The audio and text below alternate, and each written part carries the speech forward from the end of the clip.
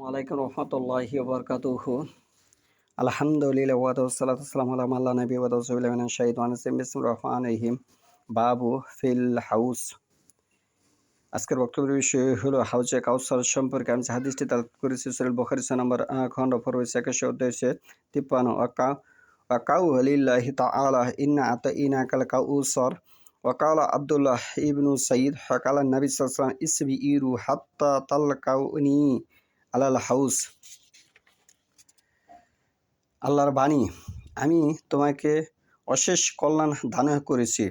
এখানে রাসূলুল্লাহ সাল্লাল্লাহু আলাইহি ওয়াসাল্লামের কথা বোঝানো হচ্ছে, যার মধ্যে কাউসার অন্তর্ভুক্ত।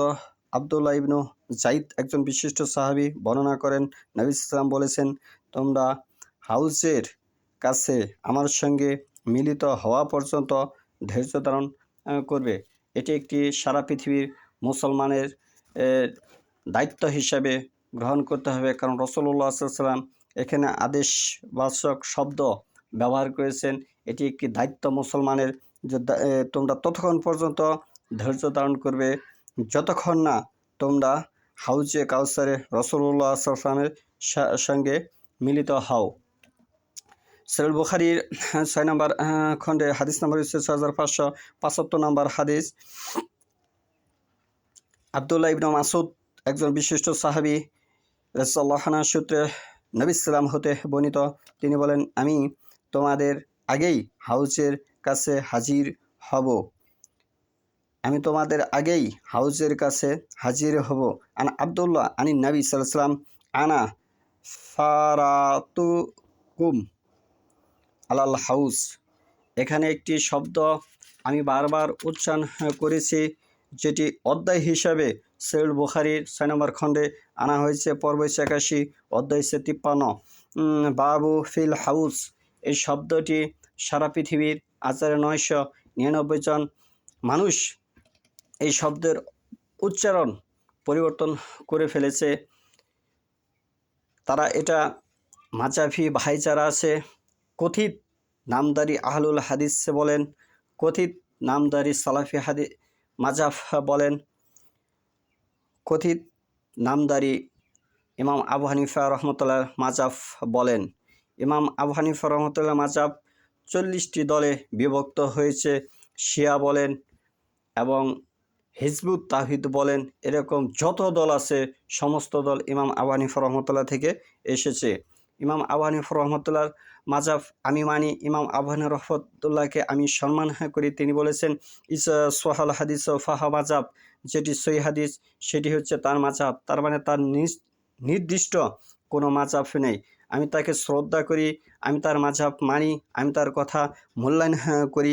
পৃথিবীর বুকে যদি কেউ তাকে মূল্যায়ন করে থাকে মুসলিম হিসাবে, আমি তাকে মূল্যায়ন করি, কারণ তার কথায় যুক্তি আছে।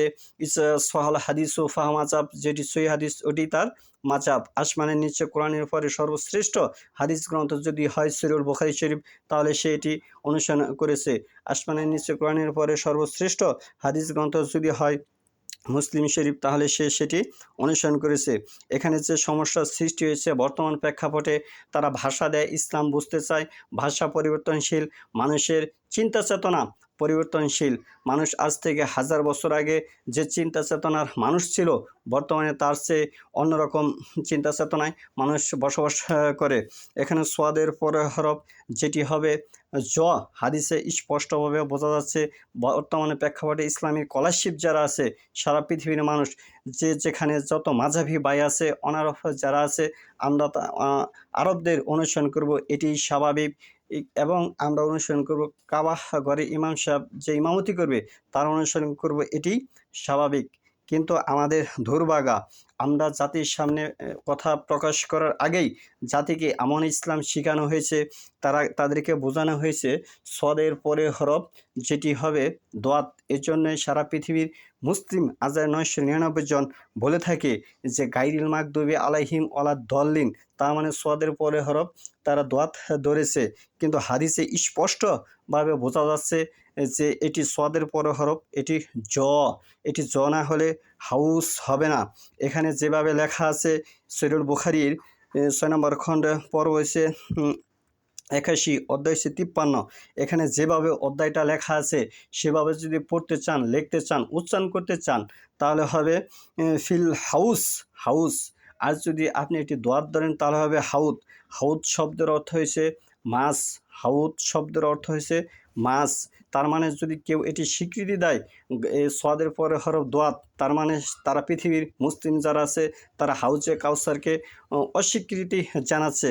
কারণ এটি হাউস হলেই হাউজে কাউসার বোঝানো হবে।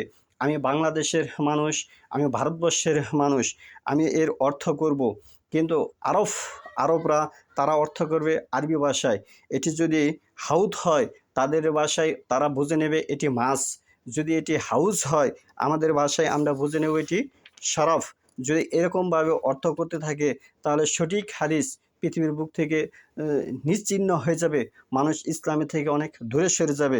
এরকম ধরনের উদ্ভট কথাবার্তা যদি কেউ প্রকাশ্যে করে যে এই বর্ণ এইভাবে উচ্চারণ হবে, সোয়াদের পরে হরফ, সেটি জ হবে না, সেটি দোয়াত হবে, তাহলে ইসলাম বর্তমান প্রেক্ষাপটে ইসলাম মানুষ খুঁজে পাবে না।